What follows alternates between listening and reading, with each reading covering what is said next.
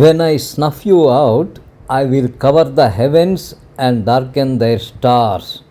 I will cover the sun with a cloud, and the moon will not give its light. All the shining lights in the heavens I will darken over you. I will bring darkness over your land, declares the sovereign Lord. ఇక్కడ ప్రభువు ఆకాశములో వెలుగిచ్చే జ్యోతులను వెలుగివ్వకుండా చేస్తాను అంటున్నాడు. ఇక్కడ మనకు సూర్యుడికి మధ్య చంద్రుడు అడ్డం వచ్చినప్పుడు గ్రహణము ఎక్లిప్స్ అంటాము. అప్పుడు కొద్ది నిమిషాలు చీకటిగా అవుతుంది. దానికి మనం ఆగమాగమవుతాము.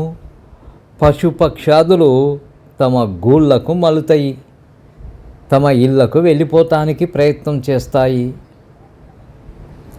ఇక మనుషులు కొందరు ఇళ్ళ లోపలికెళ్ళి బయటకు రారు, గుడి గోపురాల తలుపులు మూసేస్తారు.